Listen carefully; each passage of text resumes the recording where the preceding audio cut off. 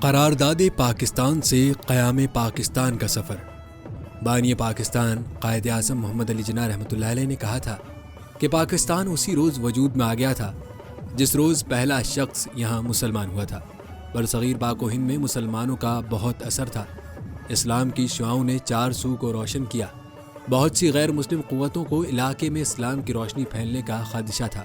برطانوی ولی عہد نے مختلف حربے استعمال کرتے ہوئے اس علاقے میں قدم جمانے کی کوشش کی۔ ایسٹ انڈیا کمپنی کی آمد کے ساتھ ہی یہ خطہ آہستہ آہستہ غیر ملکیوں کے ہاتھ میں جانے لگا۔ مغلیہ سلطنت کے حکمران عیش و عشرت میں رہتے تھے۔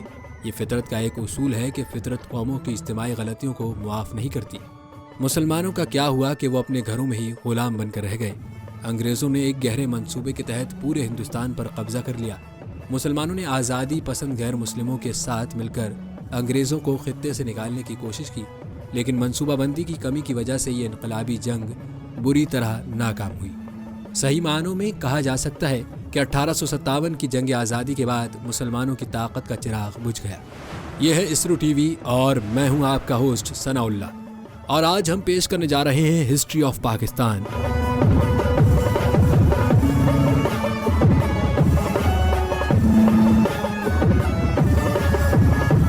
سیریز کی ایپیسوڈ نمبر 1، قرارداد پاکستان سے قیام پاکستان تک کا سفر۔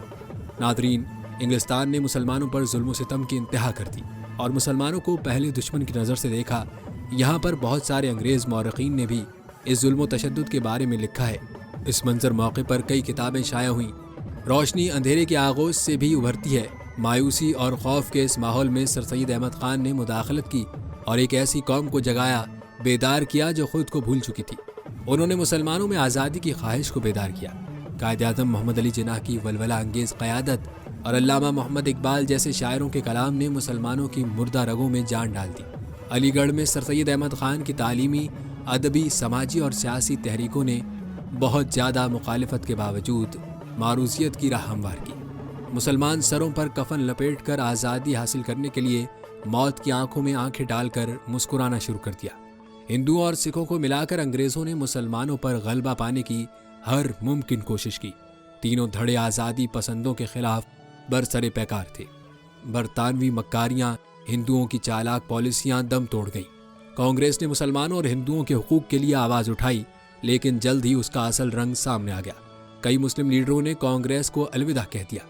جب قائد اعظم محمد علی جناح اور علامہ محمد اقبال تعلیم مکمل کر کے وطن واپس آئے تو مسلمانوں کی پسماندگی سے بہت مایوس ہوئے۔ دونوں دانشوروں نے مسلمانوں کو تعمیری راہ پر گامزن کرنے کا فیصلہ کیا۔ 1906 میں آل انڈیا مسلم لیگ کی تشکیل نے مسلمانوں کو ایک پلیٹ فارم فراہم کیا۔ انگریز حکمرانوں نے ہندوؤں اور مسلمانوں کو بہت سے سبز باغ دکھائے، لیکن یہ بیماری تو بڑھتی گئی۔ بنگال کی تقسیم، مسلم لیگ کی تشکیل، پہلی جنگ عظیم 1914 سے 1918، لکھنؤ کا معاہدہ، جلیان والا باغ کا سانحہ، تحریک خلافت، نہرو رپورٹ، قائد اعظم کے 14 نکات، خطبہ الہ آباد، انتخابات 1936، کانگریس، وزارتوں اور ہندو مظالم جیسے تاریخی اتار چڑھاؤ کے بعد دوسری عالمی جنگ 1939 سے 1945 نے ایک نئی ریاست کی تشکیل کی راہ ہموار کی۔ 22 مارچ 1940 بروز جمعے کی سپہر بابائے قوم حضرت قائد اعظم محمد علی جناح نے پاکستان کی تخلیق کا مقصد بیان کیا اور اس تاریخی جلسے نے حکمرانوں کو نیند سے جگا دیا۔ مسلمان دور دور سے منٹو پارک آئے۔ آزادی کے متوالوں نے تمام رکاوٹیں ہٹا دی۔ تقریر کے اگلے دن 23 مارچ 1940 کو قرارداد لاہور پیش کی گئی۔ اس قرارداد میں صرف 400 حروف تھے۔ شیر بنگال چودھری فضل حق نے قائد اعظم کی تقریر پر مبنی قرارداد پیش کی، لیکن وقت گزرنے کے ساتھ یہ ثابت ہوا کہ ڈاکٹر صاحب کے خواب کو تعبیر کی شکل مل گئی۔ مایوس آنکھیں چمک اٹھیں۔ تاریخ ثابت کرتی ہے کہ مسلمان جب بھی اکٹھے ہوئے، ہر جگہ کامیابی کے جھنڈے لہرائے۔ اس قرارداد پر 24 مارچ 1940 کو دستخط ہوئے تھے۔ اذان حق کے پیروکار جنہوں نے نتائج کے خوف کے بغیر رضاکارانہ طور پر اپنی جانوں کا نذرانہ پیش کیا، قائد اعظم کی آواز پر لبیک کہتے رہے۔ بن کے رہے گا پاکستان، لے کے رہیں گے پاکستان۔ پاکستان کا مطلب کیا؟ جیسے بہت سے دلکش نعرے لبوں سے نہیں بلکہ دلوں سے گونج رہے تھے۔ صاف دیکھا جا سکتا تھا کہ طاقت کی ہار اور جذبوں کی جیت۔ منٹو پارک لاہور میں مسلمان ایک پرچم تلے قائد اعظم محمد علی جناح کی صدارت میں جمع ہوئے۔ بیگم مولانا محمد علی جوہر بھی قائدین میں شامل تھے۔ ساتھ ہی انہوں نے کہا کہ قرارداد لاہور ایک قرارداد پاکستان ہے۔ ہندو میڈیا نے بھی قرارداد لاہور کو قرارداد پاکستان کہنا شروع کر دیا۔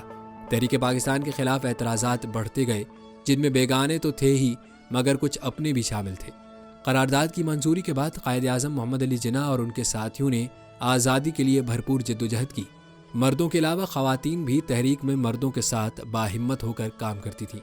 25 مارچ کو لاہور میں مسلم لیگ کی خواتین کارکنوں کا اجلاس منعقد ہوا، جس میں قائد اعظم محمد علی جناح نے کہا کہ ہندوستان کے مسلمانوں کے مسئلے کے سیاسی حل کے لیے میں دونوں ممالک کا باعزت اتحاد چاہتا ہوں۔ علاقائی برصغیر میں پاکستان اور انڈیا خواتین کی شمولیت کے بغیر یہ تحریک اپنے مقاصد حاصل نہیں کر سکے گی۔ 31 مارچ 1940 کو تقسیم ہند کے منصوبے کا اعلان کیا گیا تاکہ ہندوستان کی دیگر سیاسی جماعتوں کو اپنی پوزیشن سے آگاہ کیا جا سکے۔ پوری انڈین مسلم لیگ نے قرارداد کو سمجھنے کے لیے مختلف علاقوں میں اجلاس منعقد کیے۔ یہ بات قابل ذکر ہے کہ 31 مارچ 1940 کو مشہور ہندوستانی اخبار دی اسٹیٹس مین نے قرارداد پر تبصرہ کرتے ہوئے لکھا تھا کہ مسلمانوں کو اپنی شناخت اور ثقافت اور کلچر کا احساس ہو گیا ہے۔ 10 اپریل 1940 کو برطانوی حکومت نے ہندوستان کے سیاسی حالات اور معاملات پر وائٹ پیپر شائع کیا۔ قابل ذکر بات یہ ہے کہ ہندو رہنما اور کانگریس میں مہاتما گاندھی نے سب سے پہلے 16 اپریل 1940 کو محمد علی جناح کے حوالے سے لفظ قائد اعظم استعمال کیا۔ قرارداد لاہور کی حمایت میں برصغیر پاک و ہند کے قصبوں اور شہروں میں جلسے منعقد ہوئے۔ 9 اپریل 1940 کو مسلم لیگ صوبہ بلوچستان کے وزیر نشریات ڈاکٹر غلام نبی نے ایک بیان میں کہا، ہم بلوچستان کے مسلمانوں پر زور دیتے ہیں کہ وہ ہندوستان کے مسلمانوں کی آواز کو بلند کریں۔ دہلی میں شیعہ سیاسی پارٹی جمعیت علماء ہند مجلس احرار نے کانفرنس کا انعقاد کیا، جس میں گاندھی نے فیصلہ کن طور پر 2 قومی نظریے کو مسترد کر دیا۔ مسلم لیگ کی ورکنگ کمیٹیوں کے اجلاس ہوتے تھے، جن میں لوگوں کو ان کے موقف کے حق میں دلائل سے قائل کیا جاتا تھا۔ دوسری جنگ عظیم مسلمانوں کے لیے تحفہ تھی۔ برطانیہ کی فوجی پوزیشن کمزور ہوتی گئی، انہیں ہندوستانیوں کی مدد کی ضرورت تھی، لہٰذا جون 1941 میں اس نے ایک ایگزیکٹو کونسل اور ایک مشاورتی کونسل کے قیام کے اپنے ارادے کا اعلان کیا۔ وائس رائے نے بمبئی کے گورنر کے ذریعے قائد اعظم محمد علی جناح سے رابطہ کیا اور سر اکبر حیدری اور سر فیروز خان نون کو ایگزیکٹو کونسل میں شامل کیا۔ جولائی 1941 میں مسلم لیگ نے لائل پور، جسے آج لوگ فیصل آباد کہتے ہیں، ایک کانفرنس کا انعقاد کیا جہاں انہوں نے پاکستان سے متعلق اپنے مطالبات کی ضرورت اور اہمیت پر روشنی ڈالی۔ اس مقصد کے حصول کے لیے قائد اعظم محمد علی جناح نے متعدد بار وائس رائے ہند لارڈ ویول سے ملاقات کی اور انہیں 2 قومی نظریہ پہنچایا۔ بنگال کے مسلم طلباء کے کانفرنس میں قائد اعظم کا پیغام اتحاد، ایمان اور تنظیم کے الفاظ سے عوام تک پہنچایا گیا۔ 26 اکتوبر 1941 کو قائد اعظم محمد علی جناح نے ہفتہ وار اخبار ڈان کا افتتاح کیا۔ 30 دسمبر 1945 کو قائد اعظم نے الطاف حسین کو اس اخبار کا ایڈیٹر مقرر کیا۔ قرارداد لاہور نے اب قیام پاکستان کی تحریک کی شکل اختیار کر لی۔ یوم پاکستان 23 مارچ 1942 کو لاہور میں منایا گیا۔ مسلمانوں کی غیر معمولی شرکت نے واضح کر دیا کہ مسلمان اپنے موقف سے پیچھے نہیں ہٹیں گے۔ 23 مارچ 1942 کو سر اسٹفورڈ کرپس اپنی تجاویز کے ساتھ ہندوستان پہنچے، لیکن کرپس مشن اپنے مقاصد حاصل کرنے میں ناکام رہا۔ کانگریس کے کئی اجلاسوں میں ان کے لیڈروں نے اعلان کیا ہے کہ اب مسلمانوں کے اجتماعات میں ہمیں پاکستان کی خوشبو آنے لگی ہے۔ نامور علماء کرام نے بھی قائد اعظم محمد علی جناح کی مکمل حمایت کا اعلان کیا۔ مولانا شبیر احمد عثمانی، مولانا اشرف علی تھانوی اور بہت سے علماء کرام کے تعاون سے تحریک پاکستان کو بہت تقویت ملی۔ کانگریس کی ہٹ دھرمی کی وجہ سے مسلم لیگ نے اپنی سرگرمیاں تیز کر دیں۔ 8 اگست 1942 کو راج گوپال اچاریہ کا فارمولہ جاری ہوا۔ انہوں نے کانگریس کی حکمت عملی سے اتفاق نہیں کیا اور استعفیٰ دے دیا۔ مسلمانوں کو حراست میں لینے کا سلسلہ تواتر سے جاری ہے، لیکن حکومت کا کوئی بھی حربہ کامیاب نہ ہو سکا۔ 26 جون 1943 کو جب قائد اعظم محمد علی جناح کراچی سے کوئٹہ پہنچے تو لوگوں نے نعرے لگائے، ہم معمار پاکستان کو خوش آمدید کہتے ہیں۔ یہ نعرے بلند کیے۔ مسلم لیگ پارٹی کی مقبولیت رکنے کا نام نہیں لے رہی تھی۔ لیاقت علی خان مسلم لیگ کے جنرل سیکرٹری منتخب ہوئے، انہیں قائد اعظم کی حمایت بھی حاصل ہے۔ 1944 مسلمانوں کی بیداری کا سال ثابت ہوا۔ گاندھی اور ان کے ہم پہلوؤں نے سازشوں کا جال بچھایا، لیکن ان کی سازشیں ناکام ہوئی۔ مارچ 1945 میں قائد اعظم محمد علی جناح نے اعلان کیا کہ دونوں قومیں ایک ساتھ نہیں رہ سکتیں۔ معاشی، سماجی، ثقافتی اور سیاسی طور پر ہم ایک دوسرے سے الگ ہیں۔ 25 جون 1945 کو شملہ کانفرنس منعقد ہوئی اور اس میں زور دیا گیا کہ مسلم لیگ مسلمانوں کی نمائندہ سیاسی جماعت ہے۔ 14 جولائی 1945 کو ویول کے منصوبے کا اعلان کیا گیا۔ مسلمانوں نے اپنی شناخت ترک کر کے اپنی الگ شناخت کا اظہار کیا۔ نومبر 1945 میں پشاور میں مسلم لیگ کی ایک کانفرنس منعقد ہوئی، جس میں انہوں نے کہا مسلمان ایک خدا، ایک کتاب اور ایک رسول پر یقین رکھتے ہیں۔ مسلم لیگ کی کوششیں مسلمانوں کو ایک جھنڈے تلے اکٹھا کریں گی۔ اس کا مقصد ہم سب کو ایک پلیٹ فارم پر اکٹھا کرنا ہے۔ یہ پرچم پاکستان کا قومی پرچم ہے۔ مسلم لیگ نے 1945-1946 کے انتخابات میں کامیابی حاصل کی۔ قائد اعظم نے واضح کیا کہ ہندوستان کی تقسیم کے بغیر یہاں کے مسائل حل نہیں ہو سکتے۔ 7 سے 10 اپریل 1946 تک مسلم لیگ نے نئی دہلی میں مرکزی اور صوبائی قانون ساز اسمبلیوں کے منتخب اراکین کا ایک رسمی اجلاس منعقد کیا، جس میں 500 سے زائد منتخب اراکین نے شرکت کی۔ کانگریس نے ایک آزاد پاکستان کی قرارداد منظور کی۔ مسلم لیگ کی فتوحات کی وجہ سے کانگریس اپنی اہمیت کھو بیٹھی۔ کیبنٹ مشن نے اپنا مقصد بھی بیان کیا۔ شملہ کانفرنس 5 سے 12 مئی 1946 تک منعقد ہوئی۔